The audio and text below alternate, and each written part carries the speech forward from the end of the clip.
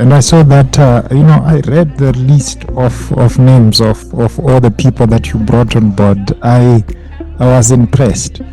I'm going to look. I will make sure that I also put the names of all the contributors of this book right in the description panel, so that our people can get to know the people that participated in this project. But thank you very much for that. Let me invite Professor Minna.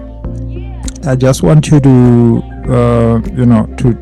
to tell us a bit more about the collection and how it was put together, and particularly if you can also tell us a bit more about the contents of the book.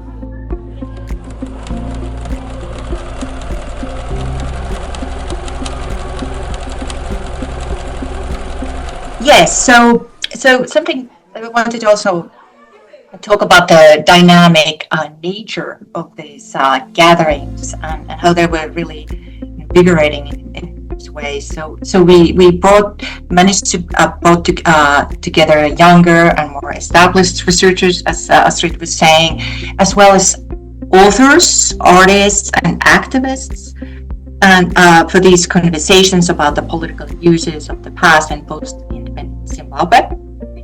And the aim of these workshops was, of course, to workshop the individual papers.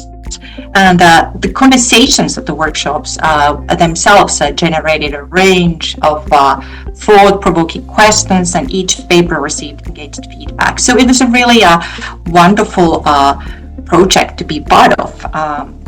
And then the edited collection consists of the revised versions of these original papers presented in a workshop.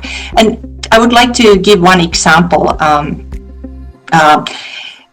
from the workshop in Denmark we had, and it nicely illustrates this synergy and creative nature of the meetings. So Astrid already mentioned Owen Maseko, an artist who was invited to the workshop as well. And during the presentation by one of the participants, Jocelyn Alexander, Owen Maseko spontaneously went to the whiteboard behind the speaker and began to sketch a set of 7 figures, which he titled "I'm a Dissident." And we'll have an image of that. And the sketch was created as an artistic response to Alexander's speech, which focused on fiction and non-fiction readings of the dissident in Zimbabwe's Gugurahumdi period. So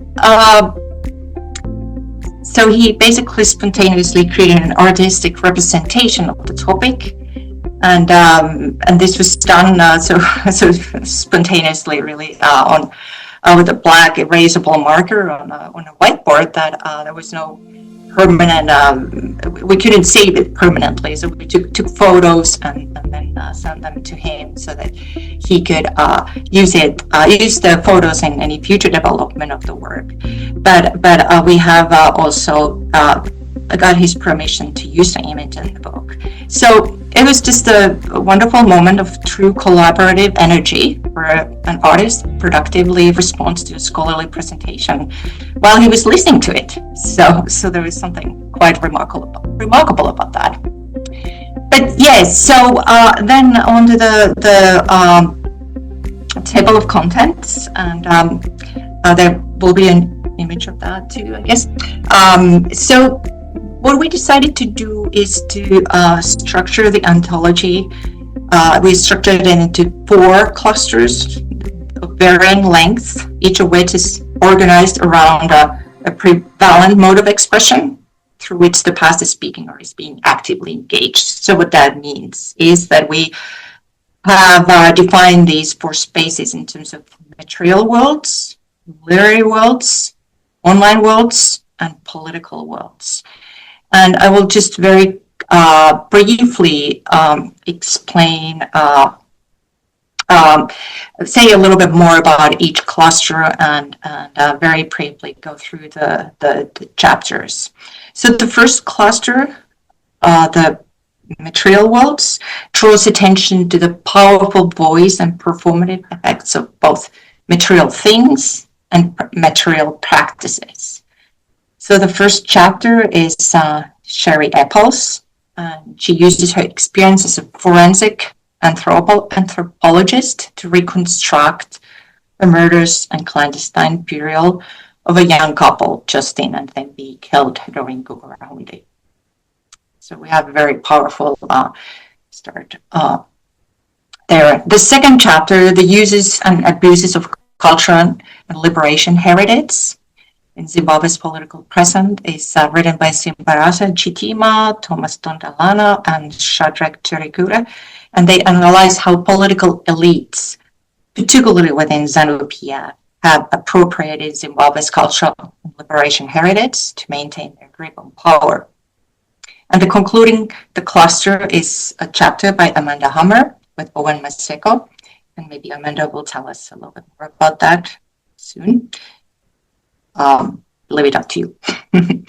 Okay, and then the second cluster brings together 4 chapters that consider literary engagements with the politics of the past. And the first one is by Jocelyn Alexander, and I will briefly talk about it later, but she focuses on the both fictional and non-fictional accounts of the dissident, figure of the dissident. The second chapter is Astrid Rasch's Rewriting Legacy. She examines Astrid's Whose Great Betrayal, Strategies of Self-Defense in Ian Smith and Joshua Ngomo's political memoirs, in which she compares the memoirs of these 2 key political figures. Then we have Lena Englund's chapter, Rewriting Legacy. She examines 4 non-fictional accounts, which all address Operation Restore the Legacy. This was the non-coup in 2017 that ousted Robert Mugabe from power. And the last chapter in the cluster is based on a conversation between the 2 novelists, Bettina Gappa and Elke Böhmer. As Astrid mentioned, they were also invited to the meetings. They reflect on the topic of literature and the politics of the past. The conversation has been then edited by Lena Englund and Astrid Rasch. The next cluster is titled Online Worlds. This set of chapters examines the subversive potential of online media